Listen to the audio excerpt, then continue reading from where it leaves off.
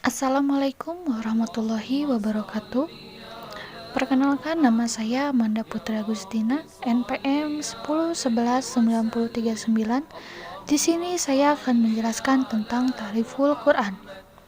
Ta'riful Quran adalah mengenal Al-Quran. Kalamullah adalah dua unsur kata dari lafaz kalam dan Allah.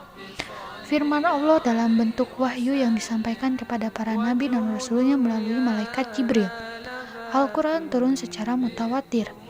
Maksud dari mutawatir adalah secara berturut-turut. Hikmah yang bisa diambil, yang pertama, untuk menjawab permasalahan umat pada saat itu sampai sekarang. Yang kedua, untuk memudahkan mendidik umat secara bertahap. Yang ketiga, sebagai bukti kebesaran Allah Subhanahu wa Ta'ala.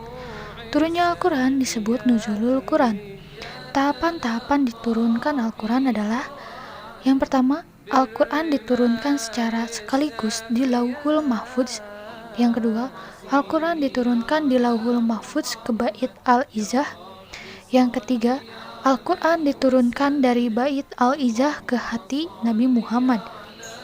Surat pertama yang diturunkan ada Al-Alaq ayat 1-5.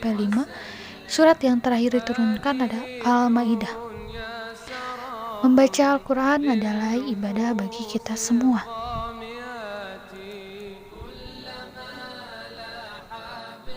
Selanjutnya, mukjizat. Mukjizat memiliki arti sesuatu yang luar biasa yang tiada mungkin, yang tidak akan kuasa manusia menciptakannya. Mukjizat sesuatu yang di luar kesanggupan manusia.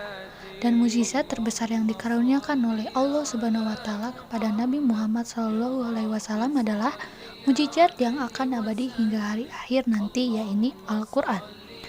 Al-Quran merupakan kitab suci umat muslim yang menjadi mukjizat. Al-Quran adalah mukjizat yang paling agung, dalil yang paling sempurna yang kekal abadi. Al-Quran dari segi isinya pun mengandung mukjizat. Di antaranya, di dalam Al-Quran terdapat berita dan janji mengenai masa yang akan datang, di mana hal itu merupakan hal yang di luar kemampuan manusia untuk mengetahuinya. Yang kedua, di dalam Al-Quran terdapat pula fakta-fakta ilmiah yang tidak mungkin diketahui manusia di tanah Arab pada waktu itu, tetapi fakta-fakta tersebut dijelaskan dengan tepat. Ada pula keistimewaan Al-Quran. Yang pertama, Al-Quran diturunkan Allah dan langsung dipelihara olehnya. Yang kedua, Al-Quran tidak turun sekaligus. Yang ketiga, bersifat pembenar dari kitab-kitab sebelumnya.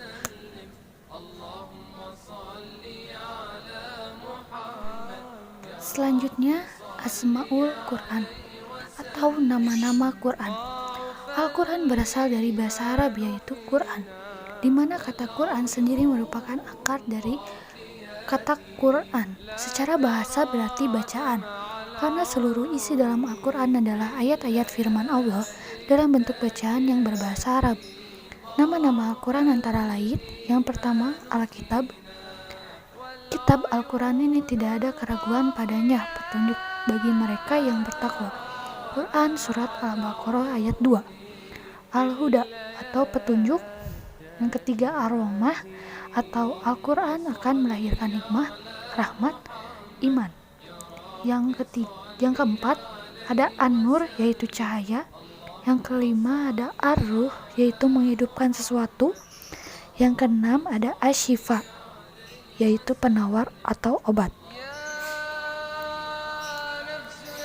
Selanjutnya, Al-Haq yaitu kebenaran. Isi awal sampai akhir di Al-Quran merupakan kebenaran. Quran Surat Al-Baqarah ayat 147. Selanjutnya, Al-Bayan atau keterangan.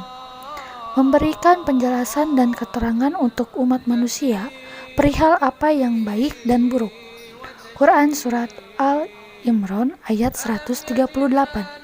Selanjutnya, Al-Mau'izah atau pengajaran atau nasihat. Umat manusia akan senantiasa membutuhkan pengajaran dan peringatan yang akan membawa manusia untuk kembali ke jalan yang benar. Quran Surat Al-Qamar ayat 22. Selanjutnya, Al-Zikr atau peringatan. Al-Quran sebagai pengingat bagi manusia. Quran Surat Al-An'am ayat 90. Selanjutnya, Al-Busyra atau kabar gembira. Al-Quran di dalamnya banyak janji dan kabar gembira bagi orang yang patuh.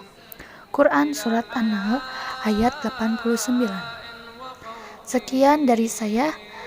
Assalamualaikum warahmatullahi wabarakatuh.